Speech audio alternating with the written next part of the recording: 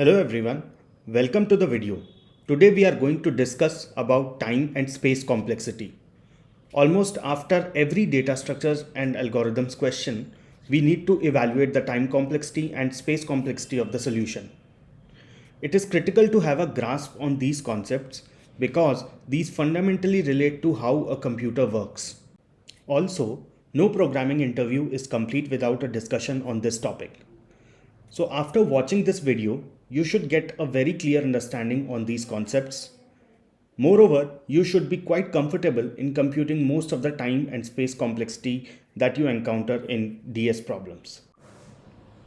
We discuss the questions of data structures and algorithms on this channel in simplest words with fundamental approach.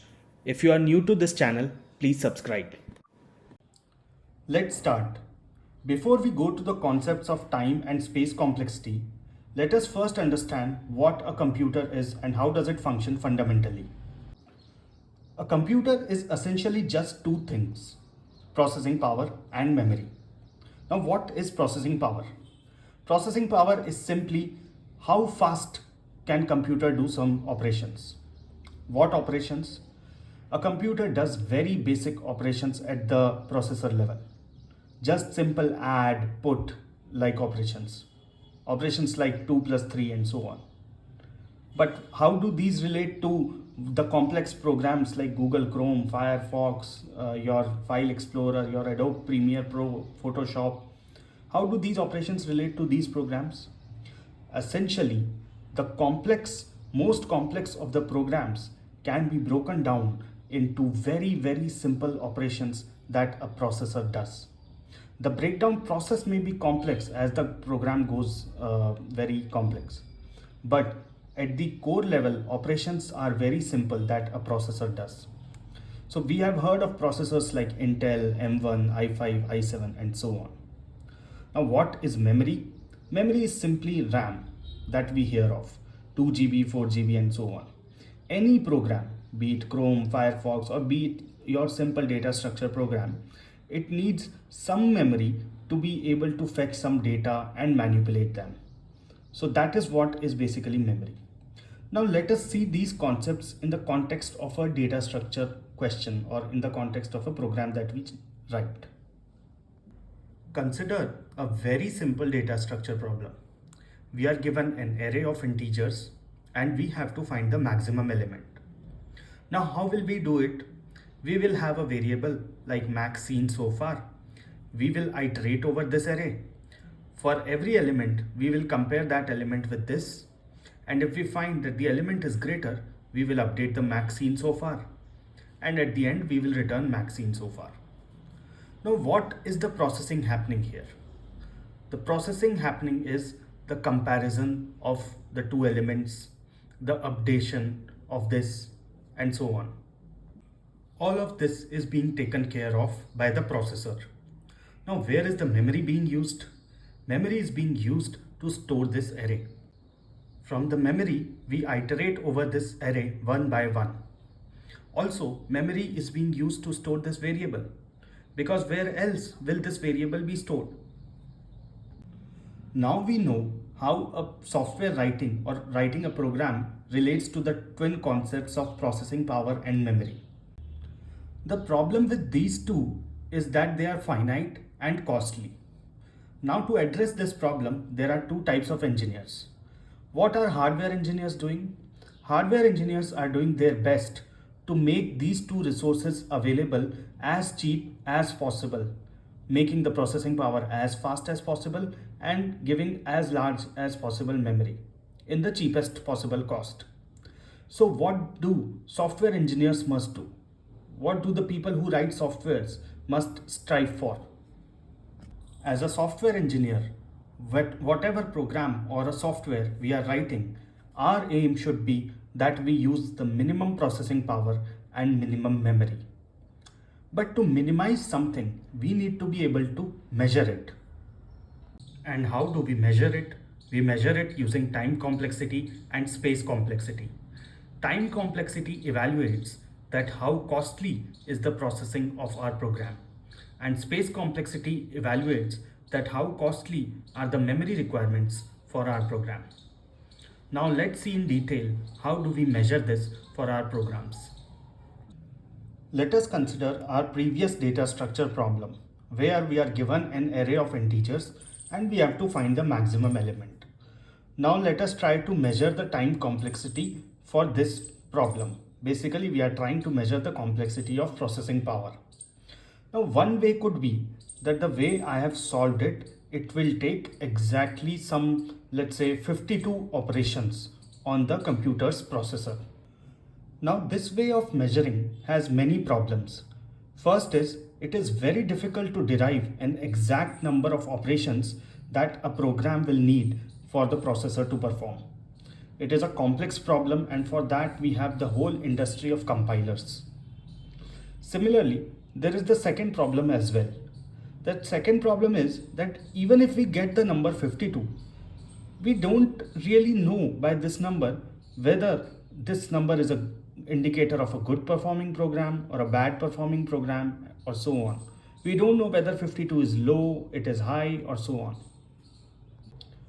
Now let's say somebody comes up with a solution of 45 operations. Now definitely 45 operations is better than 52. But it is how much better? Is it much better? It's only slightly better? It's almost comparable and so on. It is very difficult to say and difficult to compare. That is why this way of measurement is definitely not working. So what do we need? We don't need exact. We can do with approximate. If somebody comes and tells us that, hey, your program is roughly this costly in terms of processing, we are fine with it. But even with this approximate measure, we should be able to compare the two solutions and say that, hey, solution 2 is more costly than solution 1. So go with solution 1. With these needs in mind, we came up with a different way of evaluating time complexity. To evaluate time complexity of any program, we answer this question. How does the processing requirement of the program increase as we increase the input size? And similarly, to evaluate space complexity, we answer this question. How does the memory requirement increase if we increase the input size? Now let's see measurement of time and space complexity in the context of our problem. Now, in our problem, the input size is basically size of the array. Now let's say I double the size of array from 5 to 10. How will the processing requirement change? The number of comparisons that I will have to do will roughly double, and similarly number of updations may also double, right? Similarly, if we increase this size to, let's say, 1000 times, then the processing requirement will also move up by 1000 times because we will have to do as many more comparisons and updations. So if we call the size of array n, we can say that the processing requirement is proportional to n, or basically some order of n. Now why do I say order of n? Because if I am increasing the size of input by 10 times, let's say instead of this size 5, the size of array is 50, then the processing requirement will also roughly go by 10 times. It won't go by 100 times. So it won't go in proportion to n square, but it will always go in proportion to n. Now exactly it may be 9 times, 11 times, 13 times or so on, but it is still of the order of n and not of the order of n square or n cube or so on. Similarly, it's not of the order of 1. That means it's not happening that if I'm increasing the size by 10 times, the processing requirement is not growing. Processing requirement does grow, but it grows in the proportion of n. And hence we can say the time complexity of this program will be close to order of n. Let us now consider the space complexity. Now what are we storing in the memory? We are storing in memory the input array and the variable, this variable max seen so far.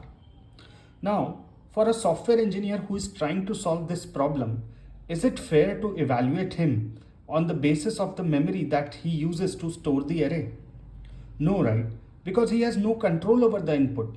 If somebody gives him an input of 1000, he will have to use that 1000 input. Similarly, if somebody gives him an input of size million, he will have to use that input of million size. So array is not here. Basically, this input is not a fair way of measuring the memory requirement. The fair way of measuring the memory requirement is the variable, because that is something that the software engineer introduces. Now let's see how does the memory requirement change as we increase the input size. Today the array size is 5. I need this one variable to store. Let's say I make this array size to 1,000,000. How many variables will I need then? I will still need only one variable. I don't need many variables.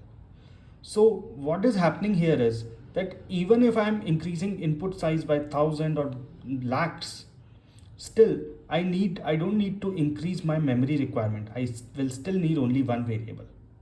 So here this memory requirement is not proportional to input n at all. It is memory requirement is constant. So we will say that the space complexity is order of 1. Now here it was just one variable, but even if we were using 10 variables, but that number 10 remains constant whether the input size is 5 or the input size is 1,000,000, then we would say that the space complexity is of order of 1. Now this was the problem with where we had to find the maximum element. Now consider if we were to iterate over all the subarrays of this array, then what will be the time complexity? Will time complexity be still order of n? Now to iterate over all the subarrays, we have to choose starting point and we have to choose end point of a subarray. Now, how many starting points can be there? Approximately n. And for every starting point, how many endpoints can be there? Again, approximately n. So our processing requirements or our comparisons won't be of the order of n, but they will be of the order of approximately n square. And hence the time complexity will be order of n square. So there can be different time and space complexities depending on the solution and depending on the problem that we are working for. In this graph, you can see the different time complexities and different space complexities that we encounter. On the x-axis, we plot the input size. So as we move from here to here, the size of input is increasing. And on the y-axis, we have plotted number of computations. So as we go upwards, number of computations is increasing. Since we have plotted number of computations here, this graph represents the time complexity graph. But a space complexity graph would be similar. Now these are the better time complexities and these are the bad time complexities. Why do we say so? Because with these, even if we are increasing input size to a large extent, the number of computations is not growing very high. While in case of these, even with small input size, the number of computations is such high that we may not even be able to use it for larger input size. So the best is the constant order of 1, then logarithmic order of log n, then linear order of n, then O(n) log n, and then come the bad time complexities. Now let us consider different time complexities and when do we usually see them. So first is order of 1, the constant time complexity, which means the number of computations have nothing to do with the size of input. So where do we usually see this time complexity? When function does very simple operations like add, multiply or swap. Then in case of an array, whenever we get an element, that is again constant. It doesn't depend on the size of array. Similarly, in case of linked list, whenever we have to add a node in the front, that will be a constant time complexity. It doesn't care if the linked list is 1,000,000 size long. Similarly, for data structures like stack, queue and heap, peeking the top element or the front element is constant time complexity. For map, whenever we have to retrieve an element by a key, that is again constant. For tree, if we just have to read the root's value, it is again constant time complexity. Next comes the time complexity of order of log n. Here, the number of computations is proportionate to log of n. Why? Because here with every operation, the input space reduces by approximately half of its original size. So what are some examples where we encounter this time complexity? One is your binary search in a sorted array. Then in a heap, we add or remove element in this time complexity. Then if there is a binary search tree and we have to search an element, it also takes order of log n. Similarly, we encounter order of n whenever we have to iterate over any of our data structures. For example, a one-dimensional array, linked list, stack, queue, map, or set. Order of n log n is seen mostly in case of efficient sorting algorithms like merge sort. Order of n square is often seen whenever there is a double nested loop. And this is the case wherever we are working with subarrays and substrings. Similarly, order of n factorial is often seen whenever we are dealing with permutations. Now, let us see some common space complexities. Order of 1 space complexity is seen whenever we are dealing only with variables, or even if there is an array, that array is of constant size. Similarly, order of n space complexity is seen whenever we are using any data structure whose size is proportionate to our input size. Similarly, order of n square is often seen whenever we use a two-dimensional array to store something. Let us now summarize what all we did. First of all, we understood what is computer at a fundamental level. It is basically a combination of processor and memory. And as software engineers, while writing any program, our aim is to minimize the requirement of processor and memory. Now, for that, how do we measure this requirement of processing and memory? This is measured using time and space complexity. It is approximate and basically it measures that how does it vary as we increase the input size. So we saw that some of the time complexities and space complexities could be of order of 1, they could be of order of log n, order of n, and so on.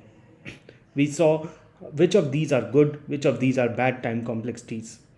Then we saw some common use cases of different time and space complexities. This is it for this video. We will meet again in the next video with some other problem. Thanks for watching.